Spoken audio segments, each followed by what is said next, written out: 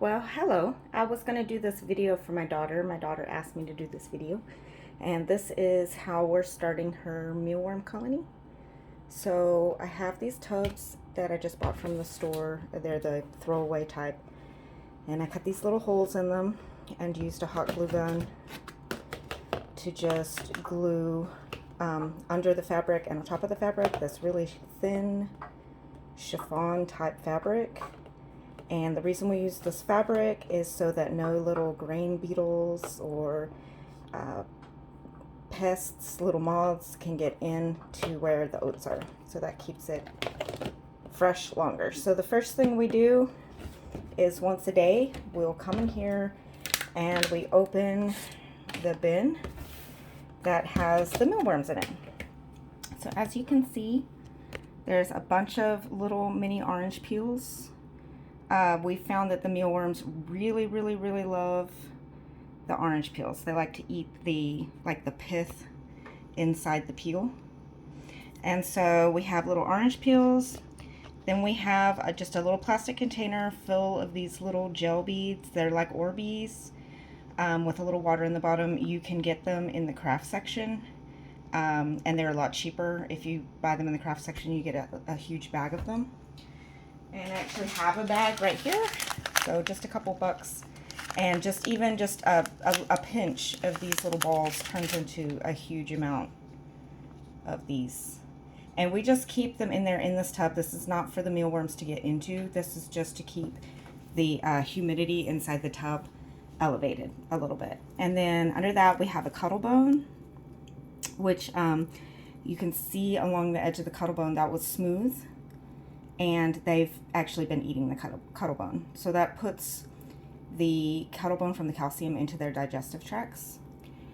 And you can get this at any pet store or any grocery store in the pet section. And then here's just a little piece of cabbage we made some, there's a little guy eating on it right there. We made some coleslaw, so there's a little bit of cabbage. And then underneath these peels, there's some more cabbage. There's a piece of cucumber that they've been eating on. There's carrots. They really love these little pieces of carrot. Here I'm disturbing everybody. That's just a plain peel. This one has just peels, and you can see those holes that they've drilled down in. Oh, sorry, where's the camera? Drilled down in through that peel. And then this one has a peel and a carrot.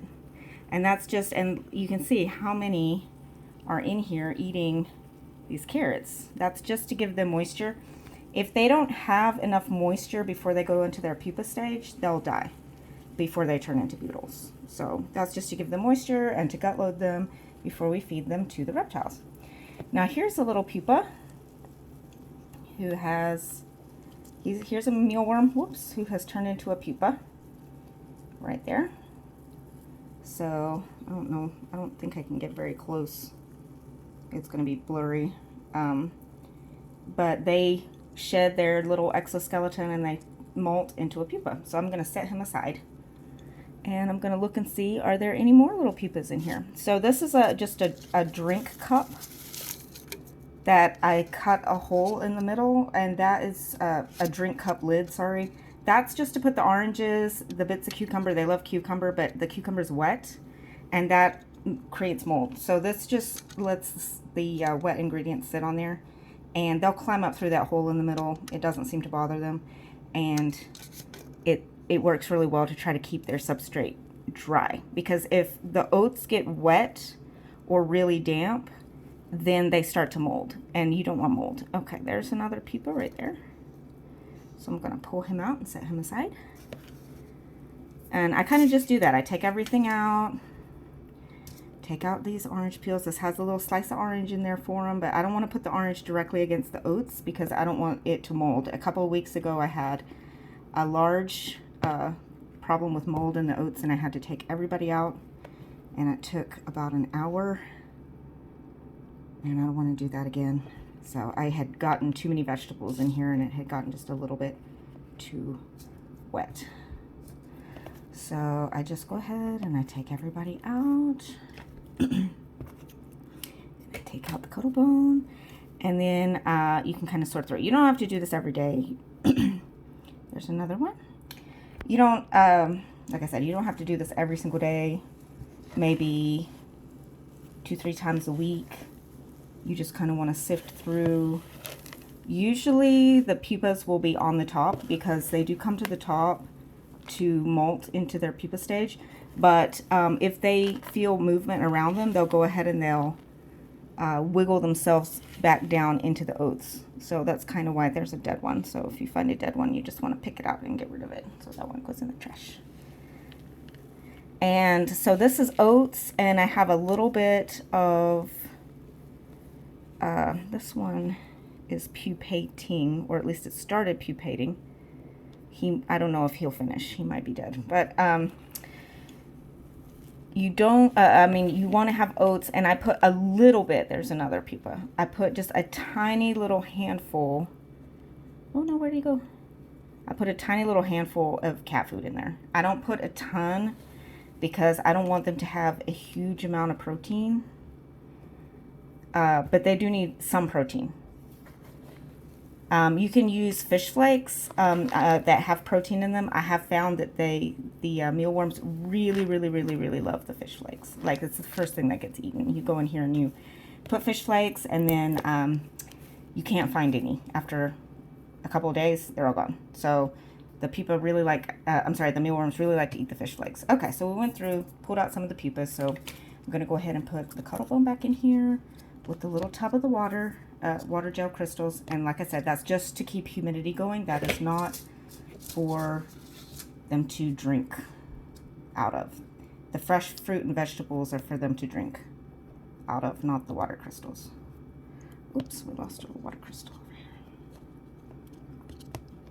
Now those water crystals are kind of slippery, kind of hard to get a hold of if you lose one. Okay, so then we're going to put our little cup lid back in here. We're going to stick our carrots and our vegetables and our orange peels back in here. They really like being on these orange peels turned upside down and kind of hiding. And that's one of their favorite things to do, is like hide in these orange peels. And there we go, another orange peel. And then this orange peel had the piece of orange in it right there, and that they were eating on, and then the little piece of cabbage. They really liked the little piece of cabbage. Put that down in there. Okay, so that part is done, and now we're going to move on to the pupa container. So I have this pupa container, and inside the pupa container is another little cup. This is a little 8-ounce drinking cup, little Dixie drinking cup. You can get them in the aisle where they have the paper plates, and they throw away silverware, and they're really sort of for the bathroom, you know, when you rinse your mouth out after brushing your teeth. And I just cut the top off so it would be a little shorter and it would fit, and I took a hole punch and punched these little holes around the outside. This is not for them to drink out of. Again, this is just for humidity. So when the lid is on top, it's really close to the top of that little Dixie cup.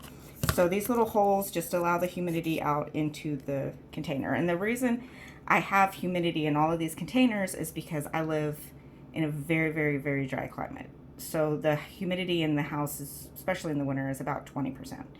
And they need more humidity than that. Now, it is true, once they have reached the pupal phase, there is no way to give them water. They don't drink, they don't eat, and so they need the moisture from the fruit and the vegetables while they're mealworms, so that they have a stockpile of it while they pupate. So I have had some pupas that have died, and I think it's because they didn't have enough moisture. But I go ahead and add this just for humidity, just in case it helps them get out of their pupa exoskeleton.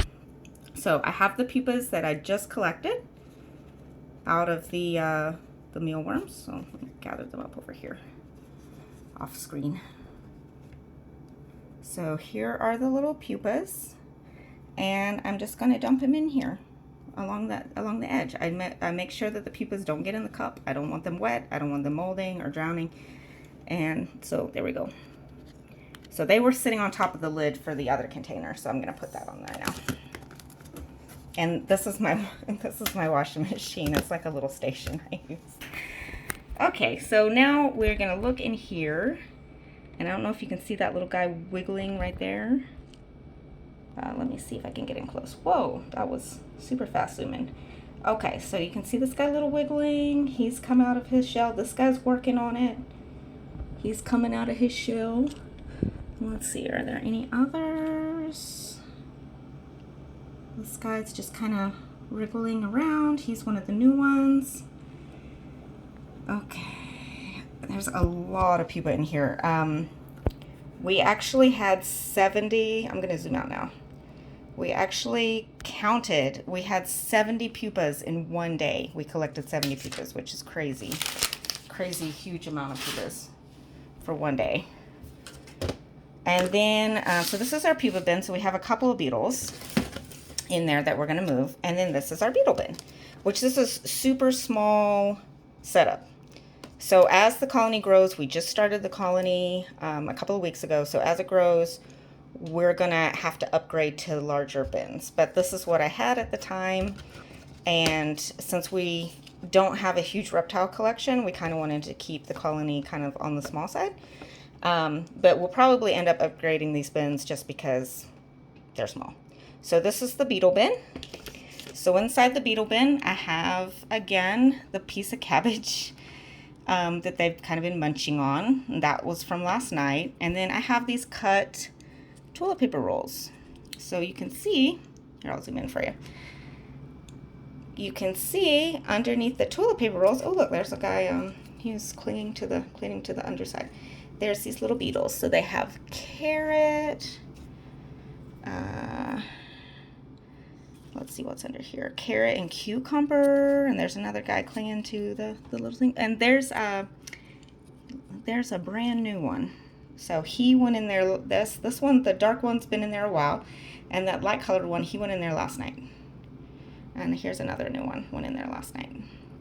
So we have carrot, we have some cucumber. They love the ends off the cucumber. They love the cucumber. And then down here, I just stuck some orange peel. So just a little bit of orange peel, and there's another little guy crawling right there. So just, you know, the oats are not very deep at all. I don't want them to bury down and just completely disappear. And then in the center here, this is just in case they need it.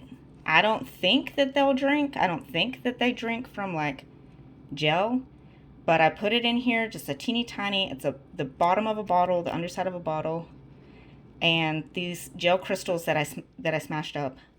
And I just put a tiny bit of water in there with them when they start to dry out. And that way it keeps the humidity up. And if they need a drink, they can get a drink. Because we did lose a couple of beetles. We've had some deformed beetles that didn't make it. But I've had a couple of fully formed beetles that looked great that didn't make it. So we just want to make sure we provide them with wet food and water just in case they need it. Because we want them to make it.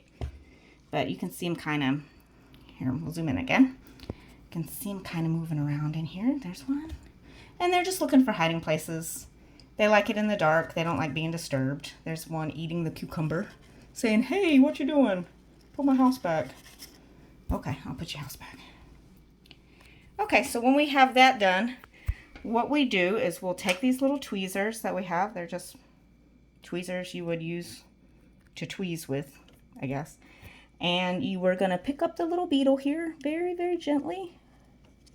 Just super gentle. They're very, very fragile. You don't want to squish them. You're just going to barely pick them up, and you're going to bring them over here. And I always put them down by the water in the middle and give them a chance to roam around. And as you can see, he's brand new. Just came out of the pupa stage today, and he's already burrowing in. So he's going to burrow in, most likely, till he starts hardening up a little bit and turns a little darker in color, kind of like some of these other ones over here. And once he kind of turns a little darker in color, he'll come out to start feeding. And here's a couple under here. They really love cucumber. So if you can give them a couple slices of cucumber or the bit on the end, they'll love it. And then they will turn really super dark once they're done. They'll turn almost black, like this guy right here. There we go. They'll turn super dark and black. And then when it takes, probably about 1 to 2 weeks, some sources say up to as little as 4 days, they'll turn black, and then they'll become sexually mature, and then they can start laying eggs. So they'll lay eggs in this kind of shallow substrate that we have right here with the oats. So once we start seeing little eggs, then those oats will go in with the regular mealworms to hatch and start the process over again. So that's how we take care of our very small mealworm colony. As I said, we don't have a ton of reptiles that we're trying to feed at the moment, but we do have a couple, and we want to try to breed our own mealworms so we know what they're eating, and also it'll save us some money. The next video that my daughter asked me to do is we ordered a large number of dubia roaches, 100 small and 50 adults or something like that. And so I will do an unboxing most likely tomorrow. And yeah, that's the end of the video. Thank you for watching. And if you have any comments or questions, please let me know below the description box. Thank you. Goodbye.